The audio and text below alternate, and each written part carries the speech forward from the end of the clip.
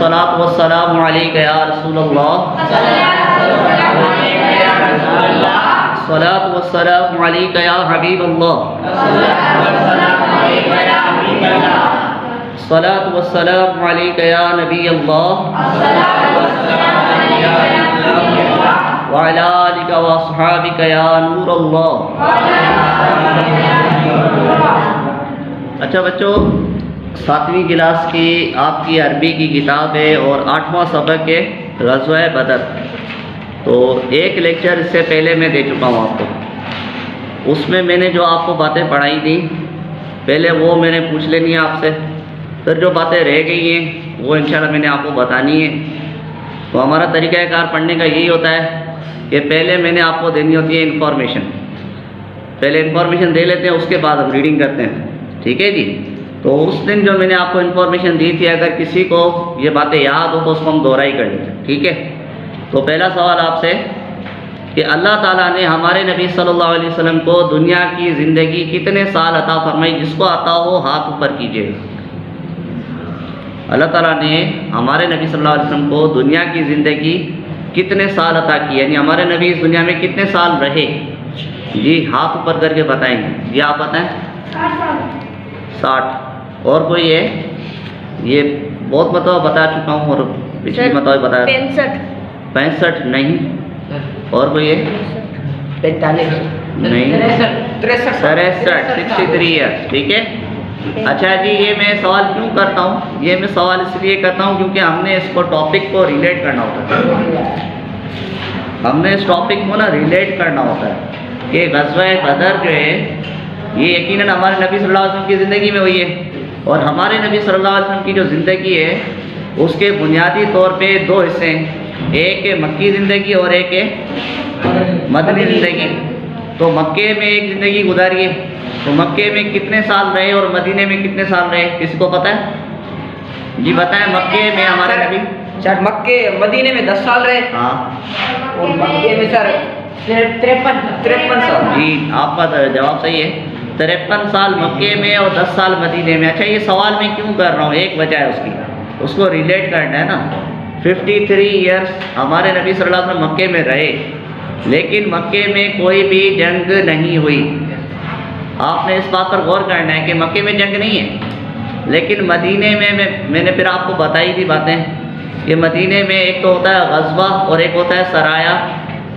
غزوہ کیا تھا کہ وہ جنگ جس میں ہمارے نبی صلی اللہ علیہ وسلم خود تشریف لے کے جائیں، اور میں نے آپ کو بتایا تھا کہ غزوے میں کتنے غزوے ہوئے مدینے میں؟ کسی کو یاد ہے؟ 27 ایک سال میں 2-3، ٹھیک ہے۔ اور سرایا یعنی وہ لشکر جس کو ہمارے نبی صلی اللہ علیہ وسلم نے روانہ کیا، تو وہ میں نے اس کی ایگزیکٹ فگر دیکھ لی ہے، 56 ہے، 56 لشکر روانہ کیے، 27 جنگیں لڑی اور 56 لشکر روانہ کیے۔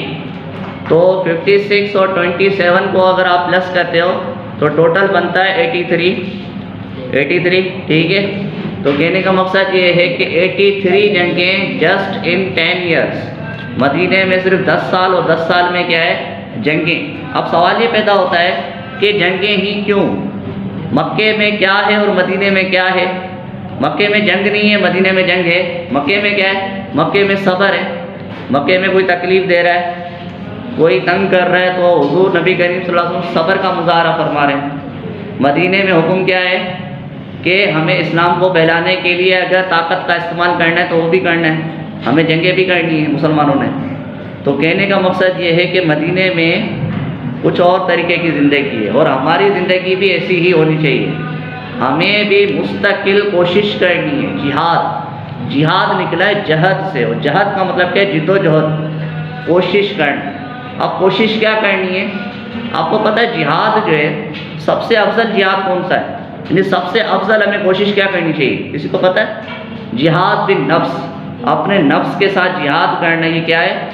افضل جہاد ہے۔ یعنی مطلب کیا؟ اس کا مطلب یہ ہے کہ بڑی جنگ جو ہے نا، آخری بڑی جنگ کون سی تھی؟ غزوہ موتا یا غزوہ تبوک، شاید غزوہ تبوک تھی۔ تو غزوہ تبوک جو تھی، تو غزوہ تبوک بہت بڑی جنگ تھی۔ اس کے بعد کیا ہوا کہ جب سارے آ گئے تو ہمارے نبی صلی اللہ علیہ وسلم نے فرمایا کہ اب ہمیں اس سے بھی بڑی جنگ کے لیے تیاری کرنی ہے۔ تو سارے صحابہ کرام حیران تھے کہ غزوہ تبوک سے بھی بڑی کوئی جنگ ہے؟ تو ہمارے نبی نے فرمایا کہ ہاں وہ جنگ ہے، اور وہ اس جنگ کا نام ہے جہاد بالنفس، یعنی اپنے نفس کے ساتھ جہاد کرنا، اپنے آپ سے جہاد کرنا۔ ہمیں اپنے آپ سے جہاد کسے کرنا ہے؟ کہ اپنے آپ کو اللہ کے کاموں میں لگانا ہے، اللہ کے جو حکم ہیں ان پر عمل کرنا ہے، اور اللہ نے جس چیز سے منع کیا ہے وہ کام ہمیں نہیں کرنے، اور یہ بات ہمیں اپنے آپ سے منوانی ہے۔ یہ نفس مانے گا نہیں، ہمارا نفس جو ہے نا گناہ کرواتا ہے، نیکیاں کمی ہوتی ہیں، نیکیاں ہمیں زبردستی کرنی پڑتی ہیں، ٹھیک ہے جی۔ تو یہ اس کو کہتے ہیں جہاد بالنفس، اور یہ فرض عین ہے، ہر ایک پر فرض ہے اور ہر وقت فرض ہے اپنے آپ سے جہاد کرنا، ٹھیک ہے۔ اور ایک وہ ہے جہاد، تو وہ جہاد کیا ہے؟ جہاد فرض کفایہ ہے۔ اب فرض کفایہ سمجھتے ہیں؟ جیسے فرض کفایہ جنازہ، نماز جنازہ کیا ہے؟ فرض کفایہ ہے۔ تو نماز جنازہ کا اعلان ہوا اور جتنے لوگوں نے سنا ان میں سے اگر ایک دو بندے بھی آ گئے تو سب کی طرف سے فرض ادا ہو جاتا ہے، تو وہ ہوتا ہے فرض کفایہ۔ اور ایک ہوتا ہے فرض عین۔ فرض عین کا مطلب ہے سب پر فرض، جیسے نماز ہے تو سب پر فرض ہے، لیکن نماز جنازہ کیا ہے؟ فرض کفایہ، یعنی ایک دو بندے ادا کر لیں تو سب کی طرف سے فرض ادا ہو جاتا ہے۔ اسی طریقے سے اعتکاف ہے، تو اعتکاف بھی سنت ہے، اور وہ سنت کفایہ ہے کہ اگر ایک دو بندہ سنت ادا کر لے، سنت موقت ہے، سنت موقت ہے، تاکیدی سنت ہے، اس کو چھوڑنا گناہ ہے۔ لیکن اگر ایک دو بندے یہ اعتکاف کر لیتے ہیں تو پورے محلے سے گناہ اتر جاتا ہے، لیکن اگر کوئی بھی نہیں کرتا تو پورے محلے کو گناہ ہوتا ہے۔ تو کفایہ کا کانسیپٹ یہ ہے کہ کچھ لوگوں پر کم از کم فرض ہے، اور اگر کچھ بھی نہیں کریں گے تو سب پر گناہ ہے۔ تو آج یہ بھی پتہ ہونا چاہیے آپ کو کہ جہاد جو ہے وہ قیامت تک ہے، جہاد کبھی بھی رکتا نہیں ہے۔ ابھی بھی بہت ساری جگہوں پر جہاد فرض کفایہ ہے۔ کہاں پر؟ کشمیر میں، فلسطین پہ، جہاں جہاں مسلمانوں پر ظلم ہو رہا ہے وہاں کے مسلمانوں پر کیا ہے؟ جہاد فرض کفایہ ہے، یعنی وہاں کے لوگوں نے بھی اپنے آپ کو بچانے کے لیے جو ہے وہ جہاد کرنا ہے اپنے حساب سے، اور وہاں سے جو قریب کے مسلمان ہیں ان کو ان کی مدد کرنی ہے۔ اس کے بعد اگر وہ قریب کے مسلمان بھی مدد نہ کریں تو دور کے مسلمان ان کی مدد کریں، تو یوں یہ جہاد پھیلتا ہے، ٹھیک ہے جی۔ لیکن کشمیر پر جہاد فرض ہے کشمیریوں کے لیے، اور جو ان کے قریب لوگ ہیں ان پر فرض ہے کہ وہ ان کی مدد کریں، ٹھیک ہے جی۔ تو کہنے کا مقصد یہ، اچھا ایک اور سوال یہ پیدا ہوتا ہے کہ اتنی جنگیں، 83 جنگیں، ٹھیک ہے، اور کیا اسلام جو ہے جنگوں سے ہی پھیلا ہے؟ اسلام صرف تلوار سے ہی پھیلا ہے؟ تو اس کا جواب بھی میرے خیال سے 2-3 مرتبہ میں دے چکا ہوں آپ کو کہ مسلمانوں کا سب سے بڑا ملک کون سا ہے آبادی کے لحاظ سے؟ کسی کو پتہ ہے؟ ہاں کون سا؟ پاکستان میں 25 کروڑ ہے، لیکن اس سے زیادہ بھی ایک ملک ہے جس میں مسلمان ہیں، ہاں ترکی سے بھی زیادہ ایک ملک ہے جس میں ہیں، کسی کو پتہ ہے؟ نہیں آتا؟ انڈونیشیا۔ کون سا ہے؟ انڈونیشیا کے لوگ مسلمان کیسے ہوئے؟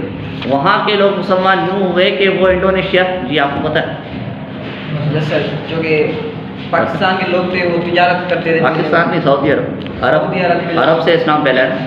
جی سر۔ چلے میں بتا دوں، عرب سے تجارتی قافلے جاتے تھے انڈونیشیا، اور وہاں جا کے سچ بولتے تھے اور سچ بول کر اپنا سامان بیچتے تھے۔ تو ان کے سچ بولنے کی وجہ سے، ان کے کردار کی وجہ سے وہ قرآن اور حدیث پر عمل کرتے تھے۔ وہاں پر کوئی اسلامی لشکر جہاد کرنے نہیں گیا، وہاں پر مسلمان جاتے تھے تجارت کرنے کے لیے، بزنس کرنے کے لیے۔ تو ان کا بزنس کرنے کا طریقہ اتنا اچھا تھا کہ پورا ملک مسلمان ہو گیا، اور وہ اب آبادی کے لحاظ سے سب سے بڑا ملک ہے۔ تو اگر اسلام نے پھیلنا ہوتا تلوار سے تو پھر اچھا جو تلوار سے اگر پھیلتا، حضرت عمر رضی اللہ تعالیٰ عنہ کے دور میں آدھی دنیا مسلمان ہو چکی تھی۔ اگر ایسا ہوتا کہ تلوار سے پھیلا ہے تو حضرت عثمان غنی یا حضرت علی یا اس کے بعد آنے والے، ان کے بعد آنے والے جو خلفاء تھے، تو اس زمانے میں وہ لوگ گر جاتے۔ یعنی تو سپوز یوں کریں کہ پاکستان کے مسلمان ہو گئے نا، تو اب کیا ہوتا ہے کہ جیسے ہی خلیفہ کا انتقال ہوا دوبارہ کافر ہو گئے، تو یہ دوبارہ کافر نہیں ہوئے۔ جو مسلمان ایک مرتبہ ہو گیا تو وہ ہو گیا، وہ پھر دوبارہ کافر نہیں ہوا۔ جو تلوار کے ذریعے کام ہوتا ہے نا وہ تھوڑی دیر کے لیے ہوتا ہے، ہمیشہ کے لیے نہیں ہوتا۔ تو یہ اسلام کی جو ہے وہ برکت ہے، قرآن اور حدیث پر عمل ہے، کہ اسلام قرآن اور حدیث کی سچائی اور اپنی حقانیت کی وجہ سے پھیلا ہے، یہ تلوار کے زور پر نہیں پھیلا۔ اچھا، آج کے دور میں بھی فرض جہاد، آج کے دور میں فرض جہاد کیا ہے؟ ایک تو جہاد النفس ہے، دوسرا کیا ہے؟ علم کا جہاد، دوسرا کیا؟ معاشی جہاد۔ ہمیں اتنا اپنے آپ کو مضبوط کرنا ہے کہ ہم کسی کے محتاج نہ رہیں، ٹھیک ہے جی، ہمیں اتنا کمانا ہے کہ ہم غریب نہ رہیں، یہ بھی ضروری ہے۔ اب اس کو جہاد کو میں نہیں کہوں گا، میں یہ کہہ رہا ہوں کہ ہم سب کو اتنا تو لازمی اتنا امیر ہونا چاہیے کہ ہم بھیک نہ مانگیں کسی سے، ٹھیک ہے جی۔ تو کہنے کا مقصد یہ ہے کہ یہ اس کے لیے ہمیں علم چاہیے، ٹیکنالوجی۔ درود پاک پڑھیں، صلی اللہ علی محمد صلی اللہ علیہ وسلم۔ ہم یہ بات کر رہے تھے، کافی باتیں ہو گئی ہم نے کانسیپٹ کے ریلیٹڈ، جہاد کے کانسیپٹ کے ریلیٹڈ۔ اب تھوڑا غزوہ بدر پہ آتے ہیں۔ تو غزوہ بدر میں نے آپ کو یہ چند ایک باتیں بتائی تھی، اب کچھ باتیں اور رہ گئی، چلے پہلے ریپیٹ کر لیتے ہیں۔ آپ کو پتہ ہے کہ غزوہ بدر میں کتنے مسلمان شریک ہوئے تھے؟ صحابہ کرام کتنے تھے؟ 313، ٹھیک ہے، آپ کو یاد ہے۔ اور کفار کتنے تھے؟ کافر 11,000 نہیں، 1,000 یا اس سے کم یا زیادہ، ٹھیک ہے، 1,000۔ تو 313 بمقابلہ 1,000، اور جو 313 تھے ان میں بھی بہت ساروں کے پاس گھوڑے نہیں تھے، بہت ساروں کے پاس تلواریں تک نہیں تھیں، لیکن پھر اللہ کی مدد آتی ہے، فرشتے آتے ہیں، اور پھر یہ 313 1,000 پر بھاری پڑ جاتے ہیں۔ اچھا، یہ میں نے آپ کو بتایا تھا کہ مسلمان کتنے شہید ہوئے، کسی کو یاد ہے؟ کتنے؟ 14۔ اس میں 7 مہاجر تھے اور 7 انصار تھے۔ اچھا جی، ایک اور میں نے آپ سے پوچھا تھا کہ کفار مرے تھے، کتنے کفار مرے تھے؟ 70 مرے تھے، اور 70 قیدی بھی ہوئے تھے، 70 پکڑ لیے گئے تھے، قیدی ہوئے تھے، باقی بھاگ گئے تھے۔ تو 70 جو پکڑ لیے گئے تھے ان کے ساتھ فیصلہ کیا ہوا تھا؟ ان کا فیصلہ یہ ہوا تھا کہ ان کو فدیہ دے کر چھوڑا گیا، ان کو کیا فدیہ دینا تھا، اور فدیہ دے کر ان کو چھوڑا گیا۔ اور آپ کو پتہ ہے جو بدر کے جو فدیہ تھا ان کا قیدیوں کا، آپ کو پتہ ہے وہ کیا تھا؟ وہ فدیہ یہ تھا کہ جس کو لکھنا پڑھنا آتا ہے، جو کافر ہیں ان کو لکھنا پڑھنا آتا ہے، ان کا فدیہ یہ ہے کہ وہ مسلمان بچوں کو لکھنا پڑھنا سکھائیں گے۔ تو ایک بندہ 10 بچوں کو پڑھائے گا تو یہ اس کا فدیہ، اس کے بعد چلا جائے، اس کے بعد آزاد ہے۔ سمجھ میں آ گیا آپ کو؟ پہلے تو پیسے تھے، اگر پیسے ہیں تو پیسے ادا کرے ہو جائے، اور اگر پیسے نہیں ہیں تو پھر کیا ہے؟ بچوں کو پڑھانا ہے، اگر پڑھانا آتا ہے تو پڑھائیں، اور یہی آپ کی آزادی ہے۔ اچھا، آپ کو ایک اور بات میں بتاؤں، حضرت عباس کون ہے؟ ہمارے نبی صلی اللہ علیہ وسلم کے چچا ہیں۔ کون ہے؟ ہمارے نبی صلی اللہ علیہ وسلم کے چچا، جو بعد میں مسلمان ہوئے تھے، غزوہ بدر میں مسلمان نہیں ہوئے تھے۔ ان کا بڑا عجیب و غریب واقعہ ہے۔ ان کا واقعہ یہ ہے کہ جب بدر میں جب آئے تو یہ 10 تھے، یعنی 10 سردار تھے کافروں کے، ان کے ذمہ داری تھی کہ وہ پورے لشکر کو کھانا کھلائیں گے۔ تو ان کے پاس پیسہ بہت تھا، اور ایسا تھا کہ ایک دن 10 سردار تھے، ایک دن ایک سردار کی ذمہ داری تھی کہ وہ سب کو کھانا کھلائے گا، دوسرے دن دوسرے کی، تیسرے دن تیسرے کی۔ تو حضرت عباس جو اس ٹائم پہ مسلمان نہیں ہوئے تھے، انہوں نے بھی اپنے اوپر ذمہ داری لی ہوئی تھی، تو انہوں نے بھی کیا ہے کہ ان کے پاس سونا تو تھا، ٹھیک ہے، لیکن وہ سونا کیا ہوا؟ مال غنیمت میں اس کو شامل کر لیا گیا۔ مال غنیمت کیا ہے؟ مال غنیمت یہ ہے کہ جو کافر لڑنے آئے تھے ان کے پاس جو بھی مال تھا، ان کا جو بھی ہتھیار تھا، وہ کیا ہے؟ مال غنیمت ہے۔ مسلمان جیت گئے تو کافروں کا مال کیا ہے؟ مال غنیمت ہے، تو وہ تو مال غنیمت میں اندر چلا گیا حضرت عباس کا۔ اب حضرت عباس کے ساتھ 3 بندے اور تھے، ایک ان کا حلیف تھا اور 2 بھتیجے تھے۔ اب حضور نے ڈیمانڈ کی حضرت عباس سے کہ آپ نے سونا ادا کرنا ہے، آپ کا فدیہ، مسلمان نہیں ہوئے تھے، لڑنے آئے تھے، تو اب ان کو فدیہ دینا تھا۔ تو عباس نے کہا کہ میرے پاس تو سونا ہی نہیں ہے، میرے پاس سونا نہیں ہے۔ تو ہمارے نبی صلی اللہ علیہ وسلم کو اللہ تعالیٰ نے علم غیب عطا فرمایا تھا اللہ کی عطا سے۔ ہمارے نبی صلی اللہ علیہ وسلم فرمایا کہ کیا وہ مال بھی نہیں ہے جو مال آپ نے اپنی بیوی کو دیا تھا مکے میں جنگ میں نکلنے سے پہلے، کہ اگر میں جنگ میں مارا جاؤں تو یہ مال جو ہے میرے بچوں کو دے دینا۔ اب یہ بات جو تھی حضرت عباس کو پتہ تھی، اور ان کی بیوی کو پتہ تھی، ام الفضل کو، اور کسی کو پتہ نہیں تھی۔ ہمارے نبی کو کیسے پتہ چل گئی؟ ہمارے نبی صلی اللہ علیہ وسلم کو اللہ نے بتائی، ٹھیک ہے جی۔ تو کہنے کا مقصد یہ، حضرت عباس حیران رہ گئے کہ یہ بات تو مجھے پتہ تھی اور میری بیوی کو، ہمارے نبی کو کیسے پتہ چلی؟ یقیناً یہ اللہ کے رسول ہیں، تو اسی ٹائم پہ وہ مسلمان ہو جاتے ہیں ہمارے نبی کی اس معجزے کو دیکھ کے، کہ ان کو یہ بات پتہ تھی، اللہ نے بتائی، تو وہ دیکھ کر پھر وہ مسلمان ہوتے ہیں، ان کے 2 بھتیجے مسلمان ہوتے ہیں، اور ان کا ایک حلیف ہوتا ہے وہ بھی مسلمان ہو جاتا ہے۔ تو یہ حضرت عباس کا واقعہ تھا۔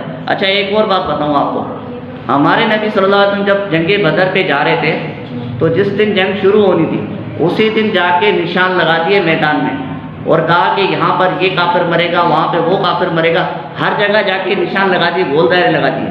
اور جب جنگ ختم ہوئی تو ایسا ہی پایا گیا کہ کیا تھا، اسی جگہ پر وہ لوگ مرے ہوئے تھے۔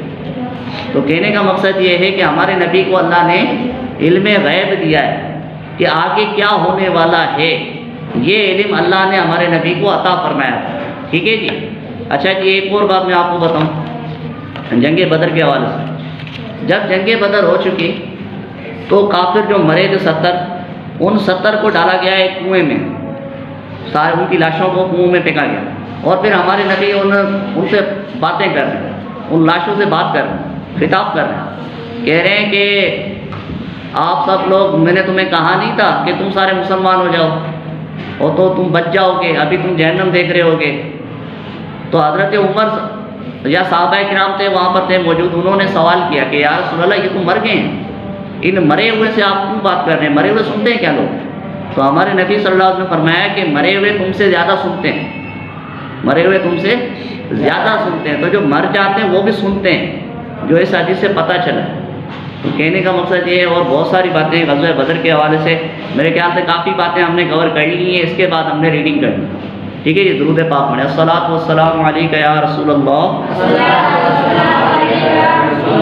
وعلی آلک واصحابک یا حبیب اللہ۔